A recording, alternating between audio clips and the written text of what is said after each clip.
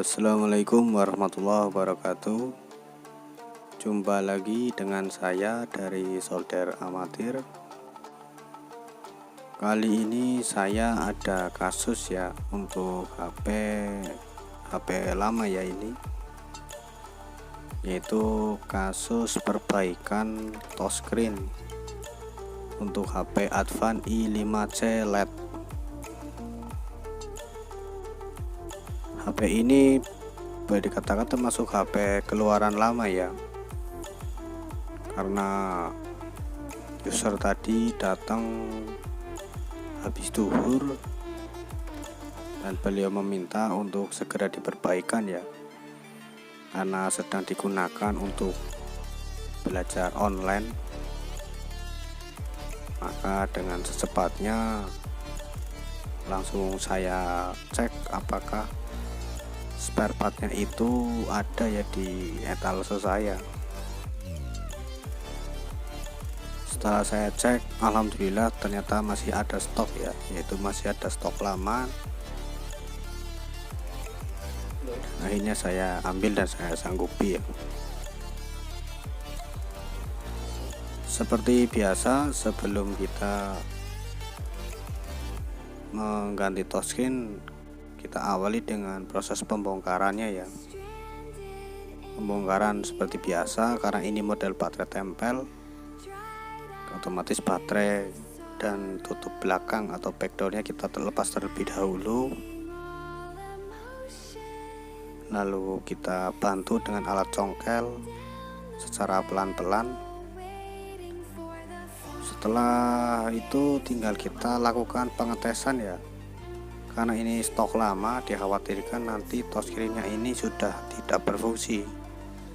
Maka kita tes dulu apakah touchscreen-nya ini masih berfungsi dengan baik atau tidak.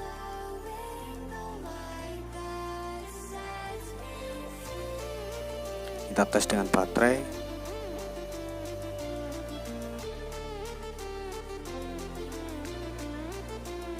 Dan ternyata baterainya ini lowbat ya.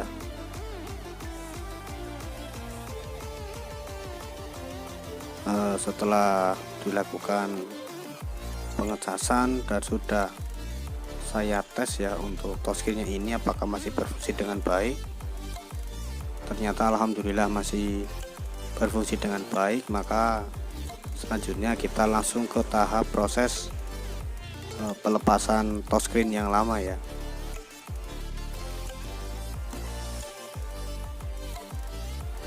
Karena berhubung touchscreen di HP ini sudah pecah ya, dan saya lihat dari touchscreen yang lama itu kayaknya habis bekas gantian juga, maka langsung saja kita ganti. Dan kita harus berhati-hati juga karena ini banyak sekali fleksibel yang menempel di bodi mesin, seperti fleksibel kamera belakang, yaitu ada 2 fleksibel, dan juga untuk fleksibel di kamera depan ya.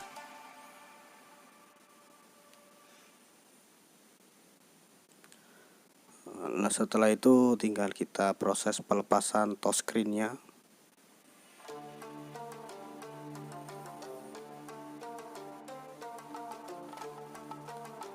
Untuk pemanas ya, untuk pemanas dalam proses pelepasan touchscreen saya menggunakan blower, yaitu dengan menggunakan blower Sugon dengan setelan 330 dan anginnya itu 30.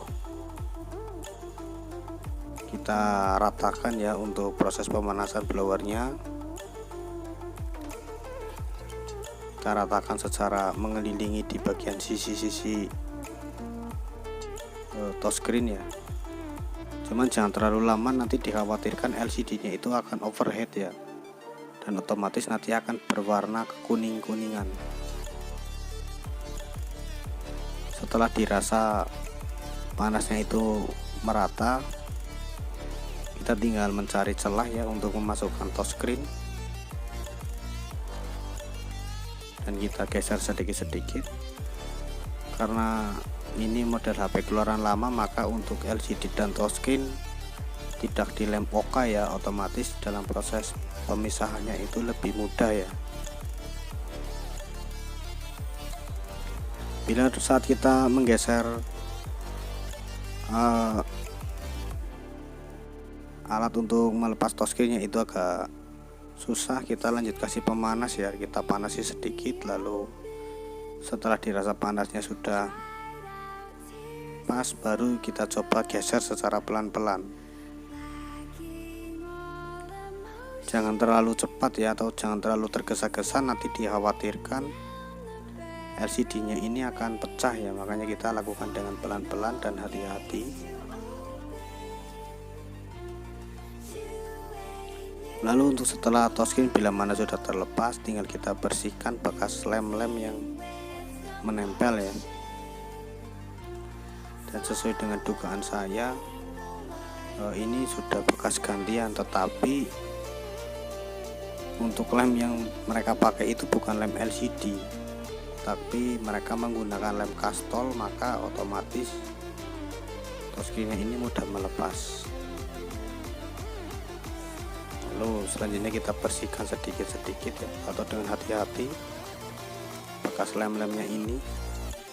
Dan ini karena bekas lem kastol, otomatis tidak seperti karet ya, lebih condong setelah kering itu agak sedikit seperti debu atau bubuk seperti itu.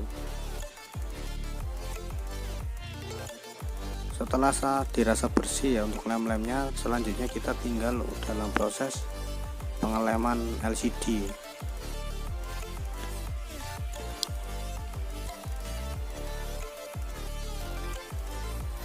Kita kasih lem mengelilingi bagian sisi LCD ya, cuman harus hati-hati juga, jangan sampai lemnya itu malah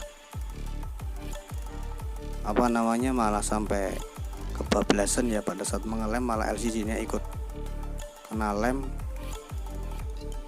kalau maka akan menyebabkan nanti pengerjaan dua kali. Lebih baik kita kerjakan secara pelan-pelan dan hati-hati.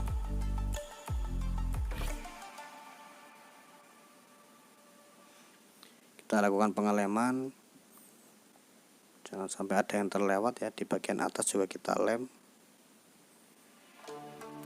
Untuk di bagian atas atau di bagian atas LCD kita juga sedikit hati-hati, jangan sampai di bagian lubang speakernya itu ikut terlem ya.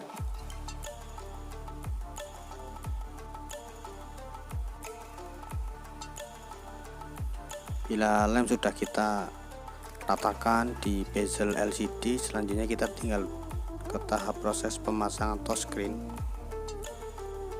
Sebelum kita pasang, untuk plastik di bagian bawah kita buang dulu, atau plastik segelnya.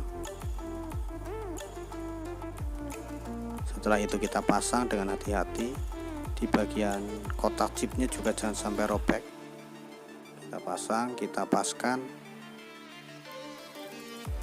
lanjut kita tempelkan.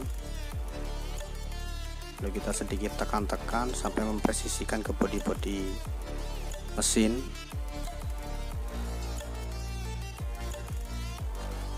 Setelah dirasa sudah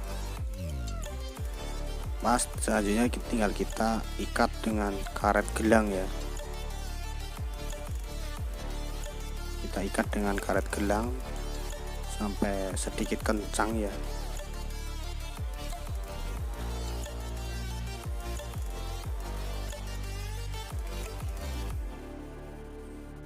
Kita tambahkan juga untuk bila mana kurang ya, untuk karet gelangnya.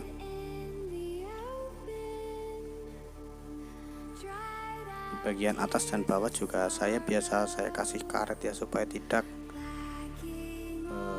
terangkat, misalnya seperti itu. Bila sudah dilem, kita tunggu ya, minimal selama 2 jam.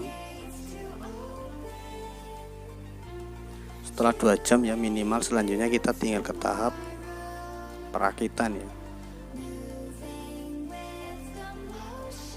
Kita pasang ya dengan pelan-pelan dan hati-hati.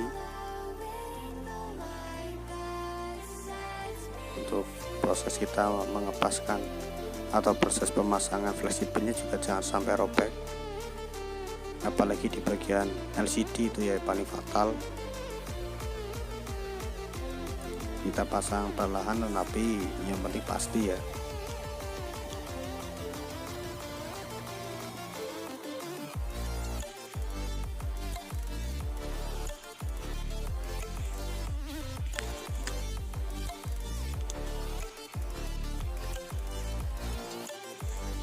Kita kembalikan, kita pasang kembali seperti di fleksibel LCD, fleksibel kamera.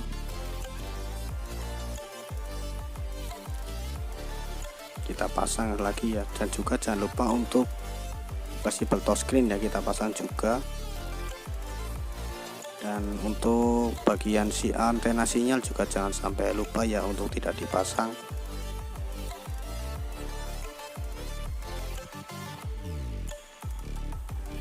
Setelah semuanya sudah terpasang, lanjut untuk penutup tulangan LCD ya, tinggal kita tutup.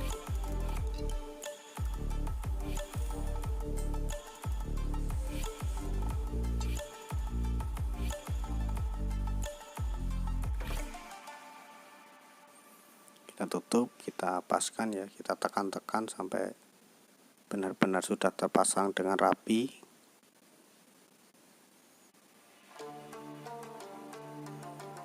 Dan setelah rapi tinggal kita lanjut ke tahap proses pemasangan baut ya.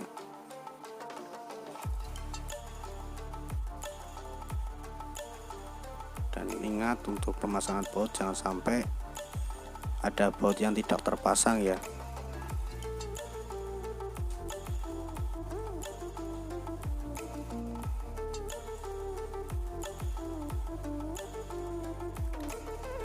Kita pasang dengan kencang tetapi jangan terlalu kencang ya untuk baut-bautnya.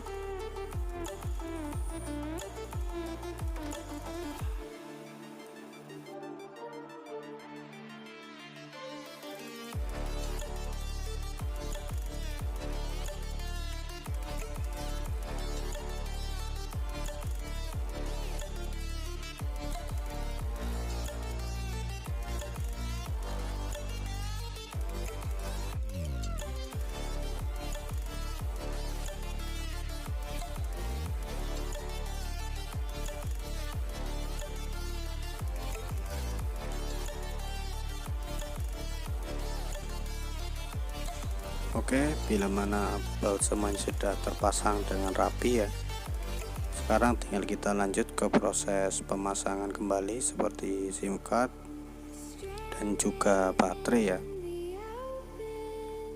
Setelah itu tinggal kita cek apakah touchscreen ini akan berjalan dengan normal atau tidak.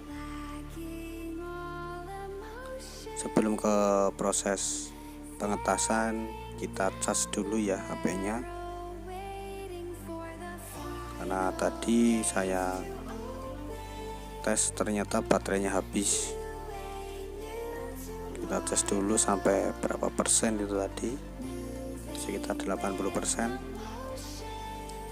Lalu tinggal kita nyalakan handphonenya. Kita tunggu proses penyalaannya ini sampai masuk ke menu ya. Setelah masuk ke menu tinggal kita tes touchscreen-nya ini apakah berfungsi dengan baik.